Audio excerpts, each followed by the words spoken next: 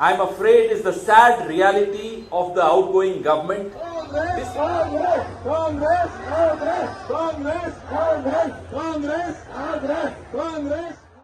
नमस्कार, मैं हूं अंशिता। आप देख रहे हैं आर्टिकल 19 इंडिया। कांग्रेस ने अखबार में बीजेपी का भ्रष्टाचार का रेट कार्ड क्या छपवाया, चुनाव आयोग ने तो नया नियम ही बना दिया। वैसे अब लोग मजे ले रहे हैं कि बीजेपी को हुआ नुकसान तो चुनाव आयोग परेशान। इसमें हैरानी की बात क्या है, ये तो होना ही था। बात बीजेपी से जो जुड़ी थी। आप सोच रहे होंगे मैं पहेलियां क्यों बुझा रही हूं, तो चलिए सीधे मुद्दे पर आते हैं। आपको याद होगा 6 मई को कांग्रेस ने बीजेपी के खिलाफ अखबारों में भ्रष्टाचार रेट कार्ड का विज्ञापन छपवाया था। इसको लेकर कांग्रेस की कर्नाटक इकाई को चुनाव आयोग का नोटिस तो पहले ही पहुंच गया था। बात इतने पर भी नहीं रुकी, अब चुनाव आयोग ने एक नियम भी बना डाला है।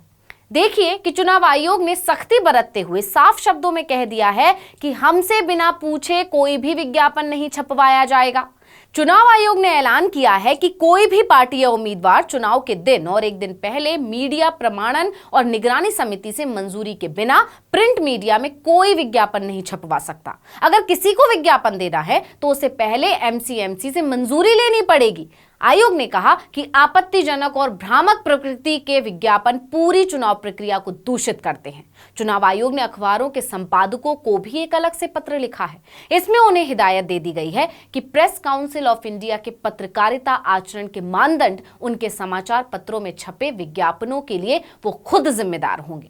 अब आप सारा खेल समझ ही गए होंगे। चुनाव आयोग पर विपक्ष के आरोप लगते ही रहते हैं कि वो बीजेपी के लिए ही काम करता है, बीजेपी के इशारे पर चलता है। उन सब आरोपों में अब एक नया आरोप ये भी जुड़ गया है कि चोट बीजेपी को लगती है तो दर्द चुनाव आयोग को होता है। तभी तो विज्ञापन से डेंट बीजेपी की छवि को लगा तो चुनाव आयोग ने विज्ञापन छपवाने पर ही ब्रेक लगा दिया। अब हर तरफ यही चर्चा हो रही है कि आयोग ने ये नियम इसलिए बनाया है क्योंकि कांग्रेस ने 6 मई को पोस्टर और विज्ञापनों का एक सेट जारी किया था, जिसमें आरोप लगाया गया था कि राज्य में बीजेपी सरकार में रिश्वत की निश्चित दरें थी। कांग्रेस के इस रेट कार्ड ने बीजेपी की छवि को तार-तार कर दिया तो मामला इतनी आसानी से कहां निपटना था। पहले तो बीजेपी ने इस मामले में कर्नाटक कांग्रेस कमेटी, डीके शिव कुमार, सिद्धारमैया और राहुल गांधी को लीगल कानूनी नोटिस भेजा और शिकायत की। इतना ही नहीं, चुनाव आयोग ने उस विज्ञापन को आदर्श आचार संहिता का उल्लंघन मानते हुए कांग्रेस को कारण बताओ नोटिस जारी कर दिया। चुनाव आयोग ने कांग्रेस को 7 मई तक इस नोटिस का जवाब दाखिल करने के लिए कहा। चुनाव आयोग ने कांग्रेस प्रदेश अध्यक्ष को चेतावनी भी दी कि तय समय सीमा तक अगर नोटिस का जवाब नहीं मिला तो आयोग ये मान लेगा कि आपके पास कहने को कुछ है ही नहीं। फिर आयोग इस आरोप पर समुचित कानूनी कार्रवाई करेगा। लेकिन कांग्रेस ने तय समय पर जवाब दाखिल करते हुए कहा कि भारतीय जनता पार्टी के नेताओं ने भ्रष्टाचार का रेट कार्ड दिया था। डीके शिव कुमार ने कहा, मैं नहीं था जिसने रेट कार्ड दिया था, वो बीजेपी थी। उन्होंने नाम लेते हुए कहा, रेट कार्ड देने वाले बीजेपी नेता गुलिहाट शेखर और एच विश्वनाथ थे। भ्रष्टाचार के रेट कार्ड में सत्तारूढ़ बीजेपी सरकार के अलग अलग काम के लिए कमीशन खोरी की दरों को दर्शाया गया था। इसमें राज्य के ठेकेदारों की तरफ से 40% कमीशन चार्ज भी शामिल है। विज्ञापन में आरोप लगाया गया था कि बीजेपी में सीएम पद की लागत 2500 करोड़ है, जबकि मंत्री पद के लिए 500 करोड़ देने होंगे। इस रेट कार्ड में एसपी से लेकर कमिश्नर और सिपाही से लेकर प्रोफेसर तक बनने के लिए चार्जेस बताए गए थे। इसमें लिखा गया था कि बिना इतना पैसा दिए आप बीजेपी के राज में इनमें से कोई भी काम या पद हासिल नहीं कर सकते। इसी आधार पर कांग्रेस ने राज्य में डबल इंजन सरकार के बीजेपी के दावे पर चुटकी लेते हुए इसे ट्रबल इंजन यानी मुसीबत के इंजन वाली सरकार बताया था। अब आप समझ ही गए होंगे कि कांग्रेस के एक विज्ञापन ने कितना तहलका मचा दिया। लेकिन कांग्रेस की तैयारी भी जबरदस्त है। उसने अपने जवाब में बीजेपी को ही लपेट लिया। पूर्व कांग्रेस नेता और केंद्रीय मंत्री कपिल सिब्बल तो इसे लेकर चुनाव आयोग पर बुरी तरह बिफर उठे। उन्होंने कहा था कि कांग्रेस से तो आयोग ने सबूत मांग लिया, लेकिन क्या चुनाव आयोग को पीएम से सबूत मांगने की हिम्मत है?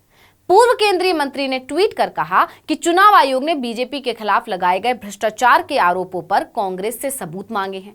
प्रधानमंत्री जी की तरफ से कांग्रेस पर आतंकवाद में लिप्त लोगों के साथ पिछले दरवाजे से बातचीत करने का आरोप लगाए जाने के संबंध में सबूत मांगने को लेकर क्या किया जा रहा है। उन्होंने आगे लिखा कि क्या चुनाव आयोग ने प्रधानमंत्री से सबूत मांगने की हिम्मत नहीं है? जैसा कि आप जानते ही हैं कि कर्नाटक में 10 मई को मतदान होना है। सत्ता में दोबारा आने के लिए बीजेपी एड़ी चोटी का जोर लगा रही है।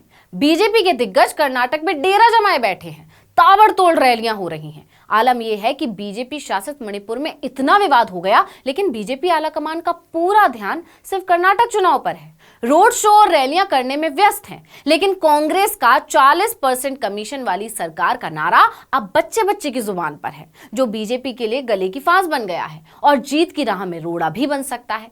इसलिए बीजेपी तमाम पैतरे अपना रही है। जैसे कांग्रेस ने बजरंग दल को बैन करने की बात की, तो बीजेपी ने उसे बजरंग बली से जोड़कर धार्मिक कार्ड खेलने की कोशिश की, लेकिन कांग्रेस ने यह कार्ड भी नहीं चलने दिया, क्योंकि कांग्रेस ने हनुमान मंदिरों के जीर्णोद्धार का वादा कर दिया। फिर कांग्रेस ने विज्ञापन छपवाया तो चुनाव आयोग ने कारण बताओ नोटिस भेज दिया, सबूत मांग लिए, जिस पर भी कांग्रेस ने बीजेपी को ही लपेट लिया। यानी हालत यह है कि हर प्लानिंग में बीजेपी शेर तो कांग्रेस सवा शेर साबित हो रही है। पीएम रोड शो कर रहे हैं तो कांग्रेस नेता राहुल गांधी आम लोगों की तरह बेंगलुरु में बीएमटीसी बस में सफर कर रखे लोगों से संपर्क साध रहे हैं, उनके बीच बैठकर उनकी दिक्कतों को जान रहे हैं। बीजेपी के पास जनता को दिखाने के लिए काम नहीं है, लेकिन कांग्रेस के पास जनता को दिखाने के लिए बीजेपी की नाकामियों का पूरा भंडार है, जिसमें सबसे बड़ा मुद्दा राज्य में भ्रष्टाचार का चरम पर होना है। क्योंकि बीजेपी के मंत्री के ईश्वरप्पा से लेकर बीजेपी विधायक के बेटे तक कई लोग इसमें आरोपी हैं। इतना ही नहीं, बीजेपी विधायकों का ही आरोप है कि सीएम बनाने के लिए उनसे 25,000 करोड़ की डिमांड की गई है। इन सभी को लेकर राज्य में कांग्रेस बीजेपी की बैंड बजा रही है, जिससे बीजेपी बेचैन है। इस वीडियो में इतना ही। आपसे अनुरोध है कि YouTube पर हमारे चैनल आर्टिकल 19 इंडिया को सब्सक्राइब कीजिए, Facebook पर लाइक कीजिए और कमेंट करके बताइए आपको हमारा ये वीडियो कैसा लगा। आने वाले दिनों में हम और किन मुद्दों पर वीडियो बनाएं, ये भी जरूर बताइएगा। ट्विटर हैंडल है आर्टिकल 19 _ इंडिया, इसको भी फॉलो कर लीजिए। नमस्कार।